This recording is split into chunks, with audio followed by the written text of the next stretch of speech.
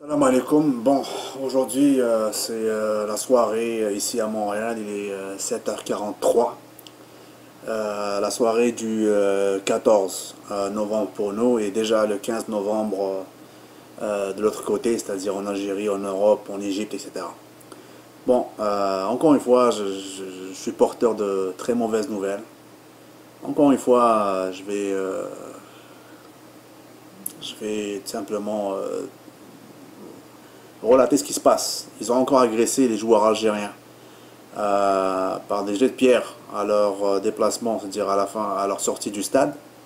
Et cette fois-ci, le surveillant, plutôt le commissaire de la FIFA, était présent dans le bus avec eux.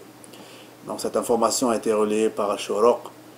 Et puis bon, M. Rawarawa, il a carrément dit ce que je pensais, puisque je vous ai dit il y a 2 ou 3 jours.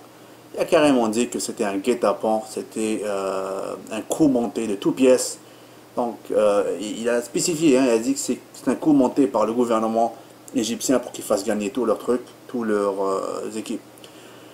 Et puis bon, il y a une Algérienne, une citoyenne algérienne qui a été agressée.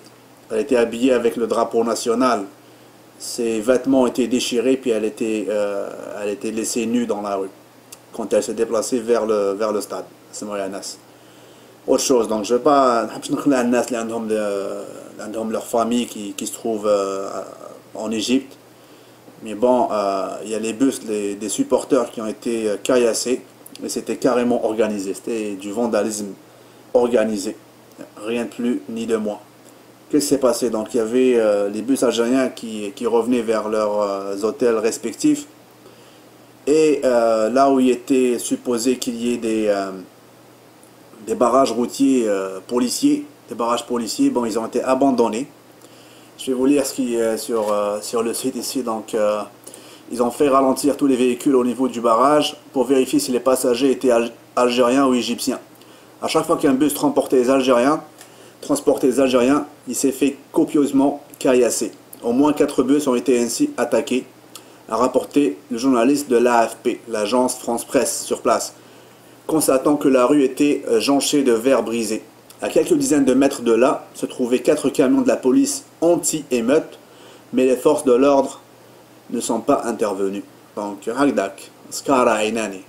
Donc, un policier est ensuite venu voir les jeunes supporters égyptiens en leur disant rentrez chez vous, et ils sont tous partis, quoi. Donc c'est ça, quoi. Donc c'est carrément du dénigrement. Ils ne respectent pas les Algériens, ils ne nous aiment pas, ça c'est garanti. Donc on a parlé de ça, il ne faut plus revenir sur cette question là.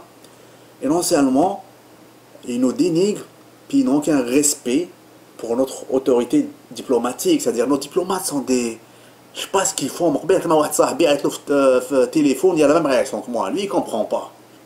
On s'interroge, qu'est-ce qui se passe, là, mon Dieu, là, hein, qu'est-ce qu'ils font, là? Puis la semaine prochaine, je ne vais pas rentrer dans des insultes personnelles, mais quand même, le ministre des Affaires étrangères, M. Medelsi, qui paraît comme une personne qui est posée, qui a un langage assez soigné, il maîtrise bien le verbe et tout. La semaine prochaine, il va partir à Sharm el-Sheikh même pas la semaine prochaine, dans quelques jours, il va partir à Sharm el-Sheikh, qui est, comme tout le monde le sait, la station balnéaire en Égypte, pour faire une réunion de, je sais pas de quoi, des ministres des Affaires étrangères des Jamiat Doul Arabiya, quelque chose comme ça, une connerie comme ça, tu vois. Hein? Alors que eux, ils attaquent les citoyens algériens sous son nez. Il était là, il était présent. Est-ce que vous savez c'est quoi le ministre des Affaires étrangères? C'est le numéro 3 du gouvernement. Est-ce que vous savez? Numéro 3 dans tout le pays. C'est-à-dire, il y a Bouteflika, il y a le Premier ministre, puis après lui, c'est le ministre des Affaires étrangères. C'est le chef de la diplomatie algérienne qui était présent. Donc, je ne parle même pas du ministre des Sports, parce qu'en général, bon, tout le monde sait qu'il a la colonne vertébrale molle, il n'a rien foutu. Mais regardez ce qui se passe maintenant. Et je vous invite à aller voir tout ça sur Shurok. C'est sur la première page. Une Algérienne comme ça. Hein, son honneur a été attaqué. Elle a été mise à nu carrément dans la rue du Caire avant le match. Ah, c'est Moyanas. Et puis les bus après ils étaient systématiquement attaqués. Les sauvages, les barbares, hein, ils attaquaient systématiquement tout ce qui était algérien. C'est lâche. Ils ne sont même pas venus à Blida. Il n'y a même pas un seul qui est venu à Blida. Parce que c'est des peureux. C'est des couilles molles. Alors, regarde ce qui se passe maintenant. Et voilà. Ce que je regrette, c'est que les Bijawi, ils se sont montrés trop gentils avec notre chien, comment il s'appelle là, Hussam Hassan, quand il a fait le bras d'honneur. Dommage, dommage. Eh oui, ils ont été trop gentils avec lui, mais bon. Et donc c'est ça, et puis c'est ça, donc les mauvaises nouvelles s'accumulent.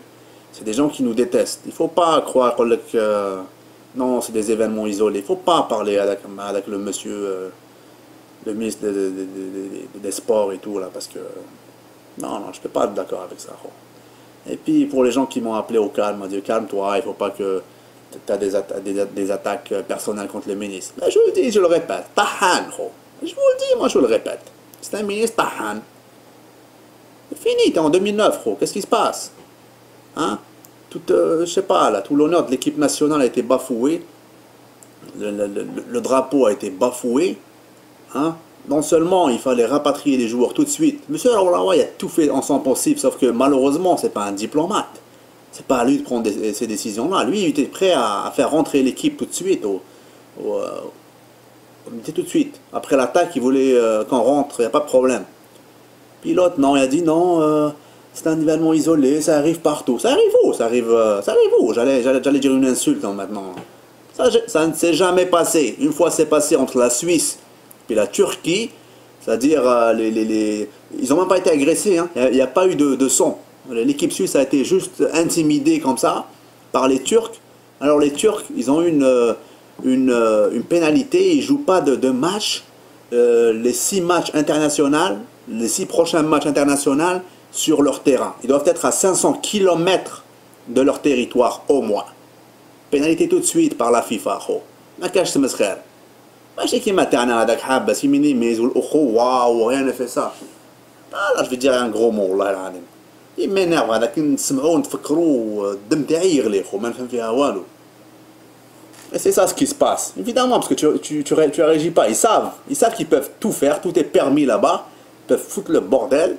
Et notre autorité, notre diplomatie va fermer sa gueule au nom d'une supposée fraternité arabe à la con. Fraternité de ta race, oui. Hein? Génétiquement, on n'est pas leurs frères. C'est quoi ton problème, toi? Vous avez bourré depuis les années 60, que vos ancêtres sont ça, les ancêtres sont tous berbères. Berbères arabisés. Donc, arrête tes conneries. Et eux, ils se disent, est-ce qu'ils disent arabo? Ils disent même pas arabe, ils disent nous sommes des pharaons. Et toi, tu reviens, tu dis tu es arabe, toi. Donc toi, tes origines, tu me dis, tes origines, j'ai Yémen ou je sais pas quoi. Arrête tes conneries. Réveille-toi. Tes frères sont les Tunisiens puis les Marocains, les plus proches de toi, that's it. Génétiquement, que tu le veuilles ou non. Mais écoute, moi j'ai toujours pensé que j'étais soi-disant arabe. Mais moi je te dis maintenant, je ne veux pas être arabe si eux sont arabes. Tu vois ce que je veux dire? Donc, il faut que ça s'arrête cette connerie là. Ils te détestent. Ils l'ont dit clairement. Ils l'ont dit que pour eux ça, c'est plus important que la guerre de 73 contre Israël. Carrément dans leur truc, dans leur presse, ils ont dit que cet événement pour eux c'est plus important, c'est plus primordial que la guerre de 73. Hein? Et toi, tu me dis, oh, waouh, et tout. Alors, c'est des Algériens qui ont laissé leur peau en 73 dans le Sinaï. C'est quoi cette amnésie historique, cette amnésie mémorielle? Réveillez-vous. C'est ça notre problème, gros. Les jeunes, ils jibdou في stade, ils jibdou دمهم ميسيل. Ils ضربوا في stade, وحنا عندنا une diplomatie, bini oui, oui. Ils sont cons, c'est des couilles molles. Alors, c'est donc je sais pas quoi, je suis sûr que ça va être le bordel encore au Soudan parce que vous avez rien, non, vous n'avez pas organisé rien.